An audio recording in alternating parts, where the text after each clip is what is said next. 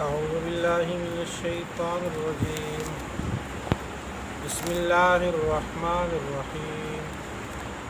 سورہ ہود آیت نمبر 48۔ سورہ ہود گزشتہ کل کے درس میں حضرت نوح علیہ السلام کے واقعے کا تذکرہ تھا اور قوم نوح پر ان کے کفر اور ان کے انکار اور ان کی ضد کی وجہ سے اللہ تعالیٰ نے پورے روئے زمین پر عذاب بھیجا۔ عذاب پانی کی شکل میں آیا جس میں حضرت نوح علیہ السلام اور ان کے ماننے والے کشتی میں سوار ہو گئے۔ اللہ تعالیٰ نے ان کو نجات دی اور جو نہ ماننے والے تھے اللہ تعالیٰ نے ان کو غرق کیا، جس میں حضرت نوح علیہ السلام کا اپنا بیٹا بھی شامل تھا، جس کے بارے میں حضرت نوح علیہ السلام نے دعا مانگی کہ اے اللہ، آپ نے تو کہا تھا کہ آپ کے اہل کو میں بچا لوں گا۔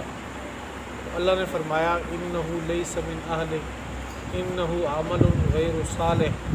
کہ اس کے اعمال اچھے نہیں ہیں، لہٰذا یہ آپ کے خاندان کے ہی نہیں۔ اس نبی کے بیٹا جو اس سے پیدا ہے، اللہ تعالیٰ نے کہا یہ آپ سے نہیں۔ اس سے پتہ چلا کہ نسب بننے کو فائدہ تب دے سکتا ہے کہ جب انسان کے اعمال اچھے ہوں۔ جب اعمال اچھے نہ ہوں تو باپ اگرچہ نبی ہو، بیٹے کو اس کی نبوت کا کوئی فائدہ نہیں، خاوند اگرچہ نبی ہو، بیوی کو اس کی نبوت کا کوئی فائدہ نہیں۔ آج کی جو آیات ہیں، نوح علیہ السلام کا جو واقعہ ہے وہ اختتام پہ ہے، اور آگے جو ہود ہے اس میں حضرت ہود علیہ السلام کا واقعہ کا ذکر ہے، جو اس سورت کے نام سے موسوم ہے۔ قوم عاد کی طرف حضرت ہود علیہ السلام کو بھیجا گیا۔ جب اللہ کا عذاب نوح علیہ السلام کی قوم پر ختم ہوا، وہ تھم گیا، اللہ تعالیٰ نے پانی کو خشک کر دیا۔ اس کے بعد اللہ تعالیٰ نے حضرت نوح علیہ السلام کو کہا کہ جو کشتی رک گئی تھی جودی پہاڑ پہ، اب تم لوگ اس کشتی سے اترو اور جاؤ۔ اللہ کے قرآن پاک کے جو الفاظ ہیں، قیل یا نوح اہبط بسلام منا، کہ ہماری طرف سے سلامتی آپ کو۔ یعنی اس کا مطلب یہ تھا کہ اس کے بعد مفسرین فرماتے ہیں سلامتی کا معنی یہ تھا کہ اس کے بعد آگے قیامت تک کوئی ایسا عذاب نہیں آئے گا کہ پوری نسل انسانی ختم ہو جائے، گنے چنے افراد رہ جائیں، ایسے نہیں ہوگا۔ ہاں، قوموں پر عذاب آئیں گے ان کی نافرمانی کی وجہ سے، تو وہ مخصوص طبقہ ہوگا، مخصوص قبیلے خاندان ہوں گے، وہ ختم ہوں گے، لیکن جس طرح پہلے پورے روئے زمین پر عذاب آیا، قیامت سے پہلے اس طرح اور عذاب نہیں آئے۔ قیلا، کہا گیا بذریعہ وحی، یا نوح، اے نوح، اہبط بسلام منا، اتر جا ہماری طرف سے سلامتی کے ساتھ، وبرکات علیک وعلی امم ممن معک، اور ان برکتوں کے ساتھ جو تجھ پر ہیں اور تیری ان جماعتوں پر، ممن معک، جو تیرے ساتھ ہیں۔ وہ جماعت جو تیرے ساتھ ہیں ان کے اوپر جو برکتیں اللہ کی طرف سے، ان برکتوں کے ساتھ آپ زمین پہ دوبارہ اتر جاؤ، آبادی کرو۔ وہ عموماً، اور کچھ جماعتیں اور ہیں، سنمتعہم، جن کو ہم کچھ فائدہ دیں گے، ثم یمسہم منا عذاب علیم، پھر ان کو چھوئے گا ہماری طرف سے عذاب دردناک قسم کا عذاب آئے گا ان کی حرکتوں کی وجہ سے۔ تلک من انباء الغیب نوحیہا الیک، ایک اور عقیدے کا مسئلہ واضح کیا کہ آپ صلی اللہ علیہ وسلم کو مخاطب کر کے اس آیت میں اللہ جل شانہ نے فرمایا کہ یہ آپ سے ہزاروں سال پرانی باتیں ہیں۔ حضرت نوح علیہ السلام کا واقعہ بہت پرانا ہے، یہ ہم بذریعہ وہی آپ کو کر رہے ہیں۔ ما کنت تعلمها انت ولا قومک من قبل ھذا، آپ اور آپ کی قوم اس سے پہلے بے خبر تھی۔ اس بات کا علم نہیں تھا کہ سابقہ امتوں کے ساتھ کون سے واقعات پیش آئے ہیں، کون سے انبیاء آئے ہیں اور ان کی قوموں کا کیا جواب تھا۔ تو ما کنت تعلم، آپ کے پاس علم نہیں تھا، ہم نے بذریعہ وہی آپ کو اس بات کا علم دیا۔ اس سے یہ عقیدہ ثابت ہوتا ہے کہ اللہ کے پیارے پیغمبر کو امام الانبیاء، کائنات جن کے لیے بنی، آپ یوں سمجھے کہ وہ دونوں جہانوں کے سردار ہیں، لیکن اللہ تعالیٰ نے غیب کا علم ان کو بھی نہیں دیا۔ غیب کا علم اللہ تعالیٰ نے اپنے پاس رکھا ہے، جیسے کہ جا بجا اللہ تعالیٰ نے ذکر کیا ہے۔ قیامت کی جب تذکرہ گزرا ہے، پیچھے بھی آیتیں گزری ہیں 11ویں سے بارے میں، کہ وہ صحابہ نے پوچھا، مشرکین نے پوچھا کہ اللہ کے پیغمبر قیامت کب آئے گی۔ حضرت جبریل امین نے بھی پوچھا تھا، سوال ہوا تھا کہ متی الساعہ، تو آپ صلی اللہ علیہ وسلم نے فرمایا مل مسئول عنہا بعلم من السائل، جتنا آپ کے پاس علم ہے قیامت کے بارے میں، میرے پاس بھی اتنا ہی ہے، یعنی کہ جس طرح آپ کو پتہ نہیں ہے اس طرح مجھے بھی اس کا علم نہیں ہے۔ حضرت مریم علیہ السلام کا جو واقعہ ہے، جب ہم تیسرا پارہ پڑھ رہے تھے تو اس وقت وہاں پہ بھی الفاظ جو قرآن پاک نے استعمال کیے ہیں کہ ہم آپ کے سامنے ان کی وحی کر رہے ہیں، اس کو یہاں آپ کو بتا رہے ہیں کہ حضرت مریم علیہ السلام کی پیدائش کیسے ہوئی، پرورش کیسے ہوئی، حضرت عیسیٰ علیہ السلام کی پیدائش پر کیسے ہوئی۔ تو وہاں قرآن پاک کے جو الفاظ ہیں اس میں بھی یہی ہے کہ ہم آپ کی طرف ان چیزوں کی وحی کر رہے ہیں، آپ اس وقت وہاں موجود نہیں تھے اور نہ آپ کو علم تھا کہ اس وقت وہاں پہ کیا ہوا۔ تلک من انباء الغیب، یہ غیب کی خبریں ہیں، نوحیہا الیک، کہ ہم وحی کر رہے ہیں ان خبروں کو آپ کی طرف۔ ما کنت تعلمھا انت، نہیں جانتے تھے آپ ان باتوں کو، نہ آپ جانتے تھے، ولا قومک، نہ تیری قوم جانتی تھی، من قبل ھذا، اس سے پہلے، اس وحی سے پہلے آپ کے پاس اس چیز کا علم نہیں تھا کہ کیا ہوا تھا اس قوم کے ساتھ۔ فاصبر، آپ صبر کریں، ان العاقبۃ للمتقین، بے شک بہتر انجام ہوگا متقیوں کے۔ سورہ کہف کا جو نزول ہے اس میں مشرکین مکہ نے یہودیوں سے مدینے سے جا کے کچھ سوالات پوچھے تھے، اور آ کر آپ صلی اللہ علیہ وسلم سے کہا کہ ہمیں یہ بتائیں کہ اصحاب کہف کون تھے، ان کے ساتھ کیا واقعہ ہوا، ذوالقرنین کون تھا، خضر اور موسیٰ علیہ السلام کی ملاقات کہاں پہ ہوئی اور کیا واقعہ پیش آیا۔ تو آپ صلی اللہ علیہ وسلم نے ان سے یہ کہا تھا کہ میں اس کا جواب آپ کو کل دوں گا، یعنی علم نہیں تھے اس چیزوں کا کہ بھئی واقعہ کیا پیش آیا۔ آپ صلی اللہ علیہ وسلم کے ذہن میں یہ بات تھی کہ اللہ تعالیٰ مجھے وحی کریں گے تو مجھے اس کا علم ہو جائے گا۔ تو آپ صلی اللہ علیہ وسلم نے انشاءاللہ کا لفظ نہیں کہا، تو اس سے اتنی مختصر سی بات تھی کہ 2-3 الفاظ ہیں، انشاءاللہ کا لفظ نہیں کہا، اللہ کو یہ بات پسند نہیں آئی، وہی تھوڑی سی مؤخر ہو گئی۔ تو ادھر جو ہے وہاں مشرکین مکہ نے پروپیگنڈا کرنا شروع کر دیا کہ جی آپ نے تو کہا تھا کل جواب دوں گا، اور ابھی تک آپ نے کئی دن گزر کے جواب نہیں دیا۔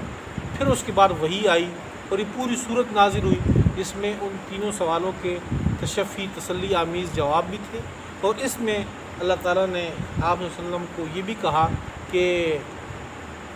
اس میں جب بھی آپ کوئی بات کریں آئندہ زمانے کے لیے تو آپ انشاءاللہ کا لفظ استعمال کریں، اگر اللہ نے چاہا تو کل یوں ہوگا۔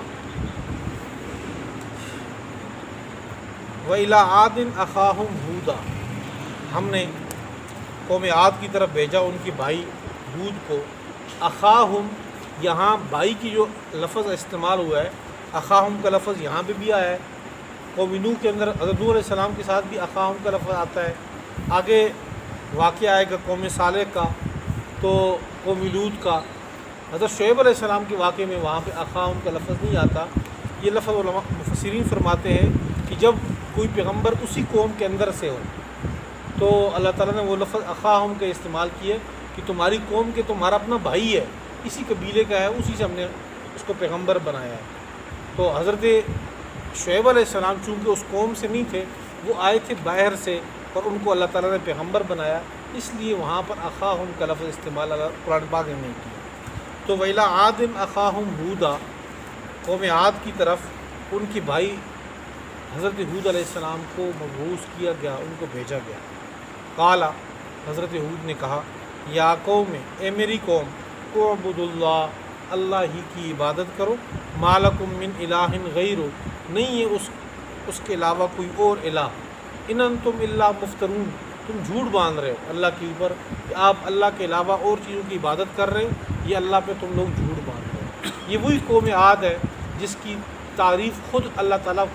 کرتے ہیں، التی لم یخلق مثلھا فی البلاد، اللہ فرماتے ہیں کہ اس جیسی قوم میں نے پہلے پیدا ہی نہیں کی کبھی، اتنی سی قدآور مضبوط تگڑی قسم کی قوم کہ 70 گز ان کا جو ہے وہ لمبائی، اور پھر قوت والی بھی، اور اتنی قوت اور پاورفل کہ کھجور کا درخت جو ہے تنوس کے ساتھ وہ اپنی بزور بازو نکال لیں، تو بڑی ان کی قوت تو اللہ تعالیٰ نے خود ان کی ذکر کی ہے۔ یا قوم، حضرت ہود علیہ السلام نے ان سے یہ کہا، اے میری قوم، لا اسألکم علیہ اجرا، میں اس تبلیغ کے اوپر، دعوت کے اوپر میں آپ لوگوں سے کوئی مزدوری تنخواہ نہیں مانگتا،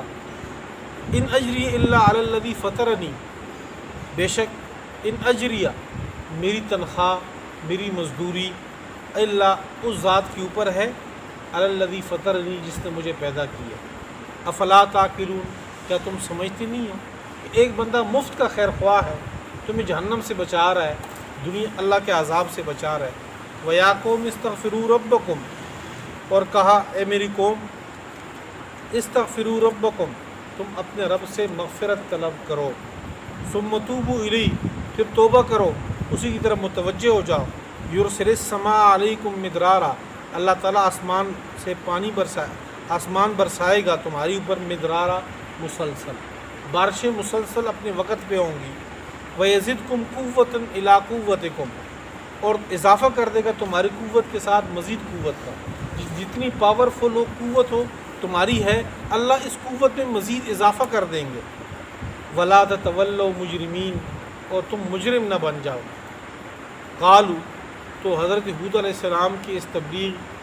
کے جواب میں وہ یہ کہنے لگے، اے ہود ما جئتنا ببین، آپ کے پاس تو کوئی دلیل ہی نہیں ہے، کوئی دلیل ہمارے پاس لے آؤ تاکہ ہم مان لیں۔ وما نحن بتارکی آلہتنا عن قولک، صرف تیرے کہنے کی وجہ سے ہم اپنے خداؤں کو چھوڑ نہیں سکتے، کہ آپ کہو گے کہ جی یہ آپ کے خدا جھوٹے ہیں، تو صرف آپ کی بات کی وجہ سے ہم اپنے خدا چھوڑ دیں، یہ ممکن نہیں۔ وما نحن بتارکی آلہتنا، اور نہیں ہم چھوڑنے والے اپنے خداؤں کو،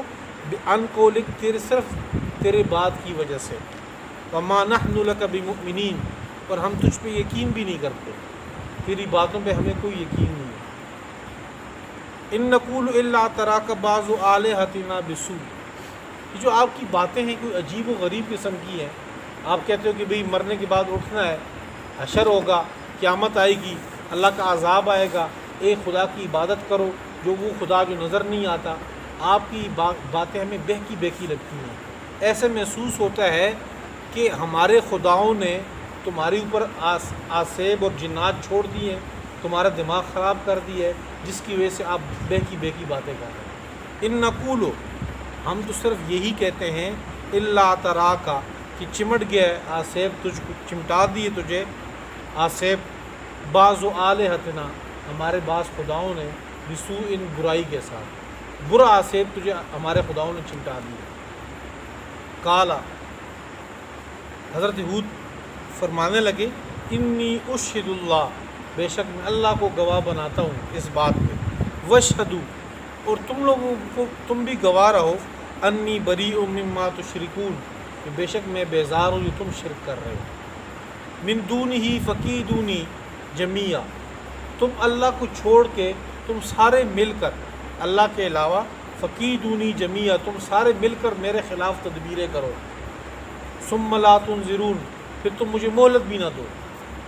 انی توکلت علی اللہ، بے شک میں نے توکل کی اللہ پر، ربی و ربکم، جو میرا رب ہے تمہارا بھی رب ہے، ما من دابۃ،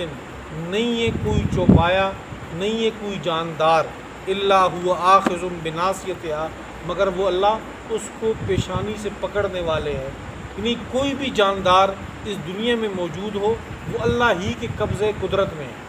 پیشانی سے پکڑنے سے مراد یعنی کہ وہ اللہ کے قبضے قدرت میں ہے۔ ان ربی علی صراط مستقیم، بے شک میرا رب رہنمائی کرتا ہے سیدھے راہ کی طرف۔ علماء نے لکھا ہے کہ استغفار کا، اللہ سے گناہوں کا جو استغفار ہم کرتے ہیں، اس کا فائدہ ایک تو اس طرح بات چیت چلتی رہتی ہے کہ گناہگار سارے ہیں،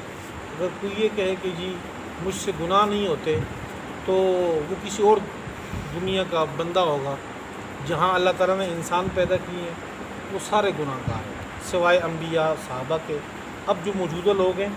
سب سے گناہ ہوتے ہیں، اور بہترین گناہگار حدیث پاک کی روح سے وہ ہے جو توبہ کرے. اور توبہ ایک تو یہ کہ اللہ تعالیٰ کی جو غصہ ہے اس کو ٹھنڈا کر دیتے ہیں، گناہ ختم ہو جاتے ہیں. ساتھ یہاں جو ابھی ہم نے آج کی جو رکوع پڑھا ہے اس میں توبہ کا جو ایک فائدہ ذکر کیا ہے کہ بارشیں اپنے وقت پہ ہوں گی. جب بارشیں اپنے وقت پہ ہوں گی تو اس کا مطلب یہ ہے کہ پھل، اناج، غلہ اپنے وقت پہ اگے گا اور بے تحاشا اور بے شمار رزق کی فراوانی ہوگی. اس کے ساتھ سورہ نوح کے اندر 29ویں سپارے میں وہاں پر حضرت نوح علیہ السلام نے اپنی قوم سے کہا تھا کہ آپ لوگ توبہ استغفار کرو. اس کے 3 فائدے ذکر ہیں. ایک تو بارش مسلسل ہوگی، رزق کی فراوانی ہوگی، اور ساتھ یہ کہا کہ جس کو اولاد چاہیے اللہ سے، نرینہ اولاد چاہیے یا اولاد نہیں ہو رہی اس کو اولاد چاہیے، تو اس کو بھی یہ کہا کہ آپ توبہ استغفار کرو تو اللہ تعالیٰ اپنی رحمت تمہارے گھر میں برسائے. اللہ سے